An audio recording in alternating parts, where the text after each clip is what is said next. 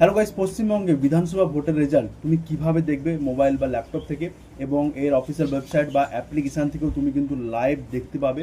তো দেখো, সবার প্রথম তোমার গুগলে চলে যেতে হবে। গুগলে যাওয়ার পরে এখানে eci.gov.in এই যে ওয়েবসাইট আছে, বা তুমি ইসিআই রেজাল্টও সার্চ করতে পারো। ইসিআই রেজাল্ট সার্চ করলে কিন্তু এর ওয়েবসাইট ওপেন হয়ে যাবে। 2026ও লিখতে পারো। এবারে সবার প্রথমে যে ওয়েবসাইটটি ওপেন হবে eci.gov.in, এর উপরে ক্লিক করে নেবে। যখনই ক্লিক করবে দেখো ওয়েবসাইটে কিন্তু অনেক রকম ট্রাফিক আসছে, তো তাই এখানে কিন্তু একটু স্লো হতে পারে। দেখো এখানে যে কাউন্টিং চলছে আসাম, কেরালা, পন্ডিচেরি, তামিলনাড়ু এবং ওয়েস্ট বেঙ্গল। তো এবারে আছি পশ্চিমবঙ্গের কীভাবে দেখবে। দেখো পশ্চিমবঙ্গের অলরেডি একটি কাউন্ট হয়েছে, বিজেপি একটি লিড করছে। এখানে ডিটেলসে অপশানে যাবে, ডিটেলসে অপশানে গেলে তুমি দেখতে পাবে বিজেপি এখানে কিন্তু লিড করছে 1।